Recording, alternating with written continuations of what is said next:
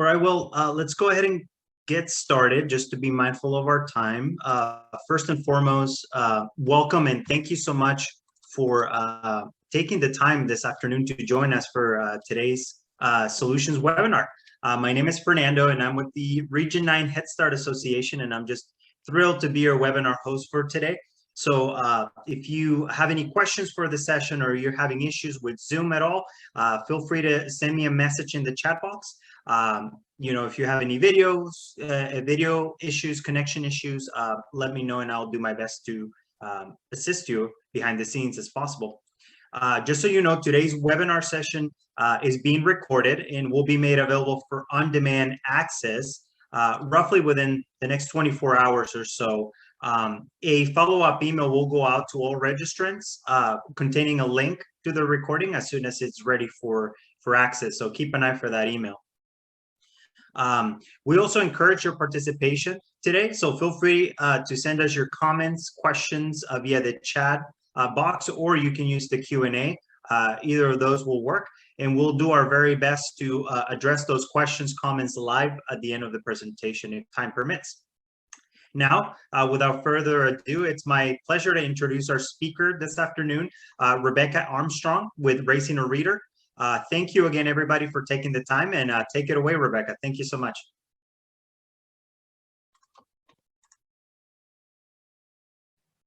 Great, thank you so very much for having me. My name, like Fernando said, my name is Rebecca Armstrong. I'm the Assistant Vice President for Programs at the Raising a Reader National Office.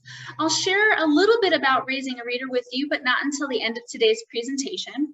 I love the topic of children's books, and it is my passion and my work to make sure that the children's books that are in our Raising a Reader program are culturally relevant, because we know how important culturally relevant children's books are to the engagement we have with the families of the children that we serve.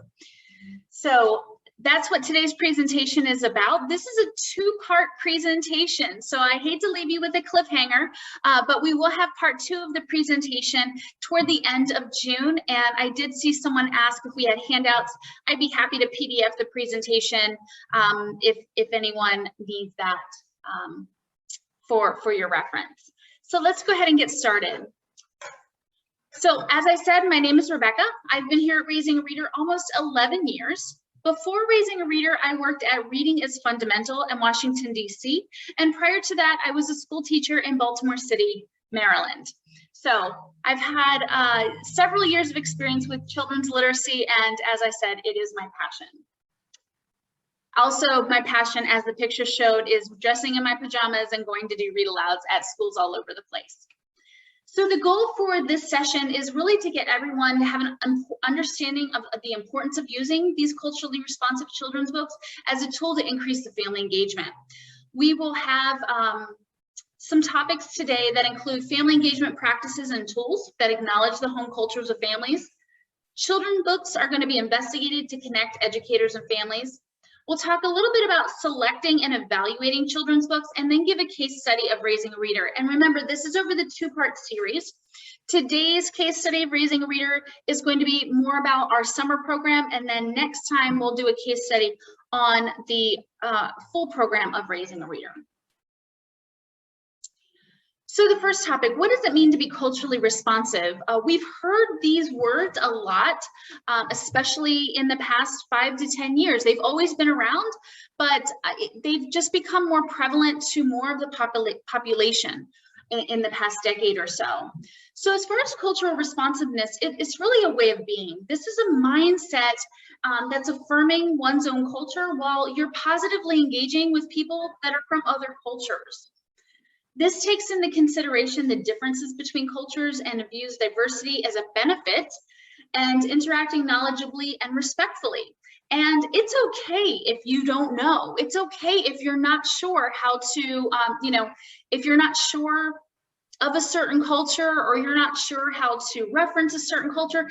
This is the way of being. Is just, the journey never ends with cultural responsiveness. There's no one that's at the pinnacle of cultural responsiveness and can say, I know everything. This is a journey that we're all on for a lifetime. It's also the mediating lens through which we make sense of the world and our lived experiences. As educators, as culturally responsive educators, there are at least two things that we do. We consider the socio-political issues that affect students and their families throughout the stages of their lives. So we understand from cradle to grave how socio-political issues could affect those families at every stage of life, even though we have those children for a finite period. And we commit to initiate transformative changes in practice and decision-making with intent of improving the educational life and the life experience of all children and families.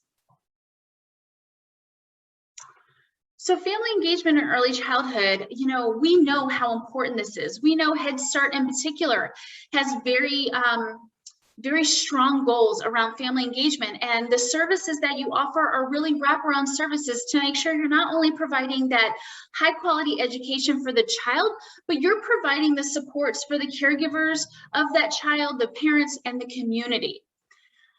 So everyone here knows how many barriers to engagement that our parents and caregivers face. The families that I taught, the children that I taught, those families had traumatic experiences in early childhood in their education setting in general. So they had a real aversion to coming to the Head Start Center, the pre-K classroom, or even the school. And we really had to take a lot of time to build those bridges. And when I left teaching after about 10 years, those bridges were really solidified and continue to be solidified to this day. Our caregivers might not understand the educational system. They might not they might not know how to advocate for their children. In fact, sometimes, even educators don't necessarily know how to advocate for their own children. I often say, I can tell you everything to do with your own child, but with my children, it's a whole different ballgame. We also know that family involvement can extend the experiences a child has in the classroom to real world activities that happen in the home. Parents and caregivers, grown-ups who understand what their child is working on at preschool, they have a better sense of their child's competencies, and they can work on areas that need improvement. They can really help nurture the child. Our Harvard Family Research Project has done decades of research that shows when parents and caregivers are meaningfully involved, children are achieving academically, socially, social-emotionally, and everywhere in between. So we know how important that is in early childhood. Now, we know what cultural responsivity is, and we know what family engagement is. And when we put them together, this is what it looks like. I've broken this down very, into 4 easy steps, but of course we know there's a lot of depth to each of these. We know that culturally responsive family, school, and community engagement, number 1, it supports that parent-child bond and empowers the role of that grown-up as a child's first and most important teacher. It understands that culture, whatever culture that might be, is an asset, and it really helps connect the children to learning. It builds trust by sharing knowledge and decision-making power between parents, caregivers, and the educational professionals. So that the educational power, that decision-making doesn't just live with the teacher, the IEP writer, the school administration. It lives, it's communal. It takes the perspective of the caregivers and the perspective of the educators and uses everyone's collective knowledge to make the best decisions for the child. And of course, it meets families where they are. Every family is going to be different, regardless of what community, regardless of if it's a lower socioeconomic community, regardless if it's the wealthiest community in the county or the city. That doesn't necessarily matter. Everyone is coming to you with different and valued experiences and is coming to you from a different place. We also know that culturally responsive family and community engagement, it builds relationships, and we want to make sure that our educators are present. I know it's hard to be all the time. It recognizes, honors, and promotes existing knowledge. So whereas you might not have a parent or a grown-up that is great with academics, but they might be really great with life skills. They might have a talent. So we want to find those talents and the expertise of those families, and think outside the box of academics when it comes to expertise and talents. We want to identify and use what works for each family. So I know that for one family, they might respond better to me when I provide them something in writing. Another family might be verbal, it might be on FaceTime or a phone call. Another family could be texting. These different modalities work differently for each family, and families can be receptive of how information comes to them differently. We want to promote a culture of awareness, learning, and sharing. And I love when there's opportunities for parents, for grown-ups, for family members to come into the classroom, non-COVID times, of course, and share their expertise, share their culture, share what they do. Every community you go in, the culture is a little bit different. Every family's culture is a little bit different. So allowing families to share what they do, what their culture is really beneficial to that family engagement. And of course, fostering community by building social capital. So likely these are things that many of you already know, and I'm just putting them into words and slides. At Raising a Reader, we truly feel that there are the tools we use to support responsive family engagement are high quality, multicultural, inclusive children's books. These are just a few of the books that are in many of our collections. So what do we know about public schools? This is information that was provided to us from Lee & Low Books, which is the nation's largest multicultural children's book publisher. Here are just some brief statistics. Last school year, 2020 to 2021, over half of students enrolled in public schools identify as people of color. By 2025, 1 in 4 students will be English language learners, as predicted by the NEA. In 2016, over half of all US babies under 1 year old were racial or ethnic minorities. More than 1 out of every 5 people over the age of 5 speaks a language other than English at home.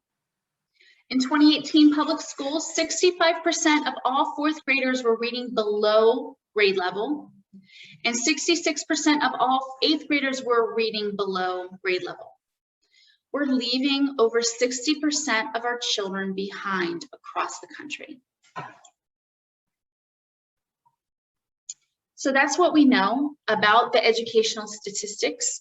That's what we know about family engagement.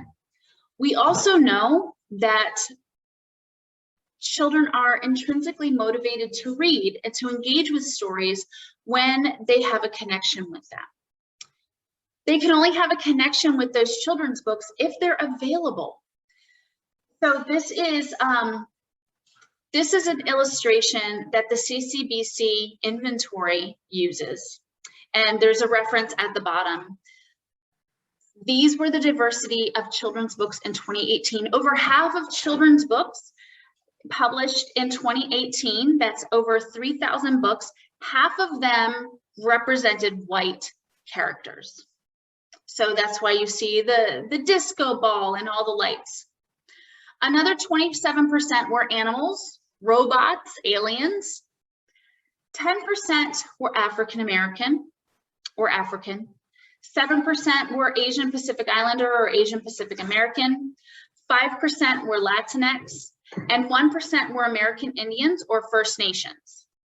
When even in those statistics that I just shared with you, when I said over half of the students enrolled were ethnic minorities, if I look at these books, I have 10%, 17%, 23, 24%. So only a quarter of the books that were published in 2018 were actually represented by children who were ethnic minorities. So we know some things have got to change. So what does it mean to have a culturally diverse library? These are texts that engage children, varying demographics and social identity markers, calling out misrepresentations and stereotypes, Genres and formats. So making sure that the author and illustrator have diversity, making sure that we have own voices that I'll talk about at the bottom. We want to make sure that children have mirrors and windows. We also want to make sure that we have opportunities for both local and global learning. There are also ranges of experience within group or culture, and lived experience authors and illustrators. So we want to make sure that the authors and illustrators are writing about the experiences that they have.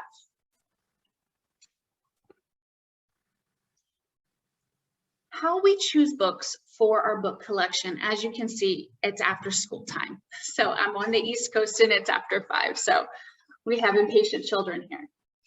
A collection all of our book collections should include people that represent all cultures. It's not always easy to find, but cultures, languages, and ethnicities in the community. We want to make sure that there are books about immigrant and refugee experiences, books that show a wide range of cultures, and books about children who are bicultural or show bicultural experiences. I say this even if you're not sure how receptive your community is going to be to experiences that are outside of the culture that they live. It's really important to have those books so that children can experience those windows. They can experience the world around them. We also want to make sure that these book collections include lifestyles, every lifestyle, grand families, adoptive parents, single family household, foster families, grand families, maybe there's multi-generational, LGBTQIA families. So not just the stereotypical mother, father, boy and girl family, but any family that could represent a child that you serve. We also want to make sure we're showing books that have female and male characters and positive roles that break the stereotypes. So it doesn't always have to be a female character taking care of the children and looking after the housework and doing those traditional woman, roles that are thought of for women. And same thing with men. These are a couple of books I really love. I love Clive is a Librarian, Rosa Loves Dinosaurs, because it's breaking the mold that girls only love dolls and only love ribbons and bows, and boys only love things that are dinosaurs and robots and action figures. So as we take a look at the books that should be in our collection, next time we're going to talk about how to evaluate your children's book collection and provide some evaluation sources so that when you look at your collection, you can really see, do I have a diverse enough collection for the communities that I serve? So as we take a look at a case study, I wanted to share with you some of the information, some of the resources that Raising a Reader has. So if you don't know about Raising a Reader, we are a national family engagement and early literacy nonprofit that helps families to develop, practice, and maintain home literacy habits. We know these are literacy habits that are essential for reading and school success. We serve about 130 to 150,000 children annually across 36 states. Of the 130 to 150 children we serve, about 60% of those children are ages 3 to 5, are in the crux of Head Start and preschool and center-based early childhood centers. And of course, among our 285 partners, many of them are Head Start, our school districts, Save the Children. Anywhere where children or families are coming to on a regular basis are partners of ours. The model is flexible enough that it can work in all of these different types of settings. And of course, just like our earlier presentation said, we truly believe that those storybooks are windows and mirrors through which children can see themselves and others around them. A few commitments that we've had from day one. We were founded in 1999, and we have consistently had a book collection that aimed to include titles representative of all children, families, cultures, and geographies. books that have that window and mirror, but that also provide a rich text experience that promotes respect and acceptance, removing barriers for families to share books. So we know that saying reading aloud can often put a barrier for families who might not have, high literacy proficiency, or might speak different languages, or might not have had good experiences with the reading in general. We also strive to include as many own voices stories as possible. So if it is an LGBTQIA book, it's really important to us for many of those books to have authors or illustrators who also represent the LGBTQIA population. Same with our, books that might be about a Latinx family or about a Burmese family. So with those commitments, we've created several different programs. Our classic model, the one that you might know, is our Red Book Bag model. But this afternoon, I'm going to talk to you about a couple of other opportunities to provide culturally relevant storybooks to the children and families you serve. And that is mainly through our Super Summer Learning Adventures program. As we're coming into summer, I thought it was most appropriate to share this program with you. This program is all about developing and reinforcing early learning skills to get children ready for pre-K, K, first or second grade. So we want to make sure children are learning through investigation, through critical thinking, imagination, and meaningful experiences, and giving families turnkey tools and suggestions and tips on what activities to do with their children. So this is the Super Summer Learning Adventures Pack. First of all, everything that we have for our families, we want to make sure it's included in at least 2 languages. And in this case, it is in Spanish and English. So everything that we have is bilingual. So we have a bilingual family guide with over 6 weeks of daily learning activities that are aligned up to Common Core. 4 high quality bilingual books. So the book I have here showing is called Harvesting Friends. We also have Quinito's Neighborhood, I Am Renee the Boy, and a 4th book is a great easy reader of a We Read and an I Read. That is a nonfiction book. All of the books, 3 out of 4 of the books are from the Own Voices authors and illustrators. We have a Highlights High Five Bilingue magazine, a reading journal, access to World Reader Digital Book Library, that is a global book collection, again, from those Own Voices. Books you would never be able to get in print are in that digital library collection, letters, crayons, and all the counting manipulatives. We've thought about social emotional learning, especially in this time of heightened crises across the country, and have a poster that talks about feelings and what children can do when they're feeling a certain way. And then of course we have Read with Malcolm's Read Camp through the Share the Magic Foundation. So that's like a reading challenge when families can read a certain number of books and get to different levels. So for those of us who have a competitive spirit.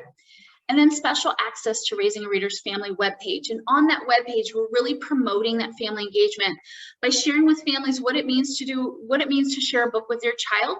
What does it mean to ask good questions with my child, or encourage recall and prediction?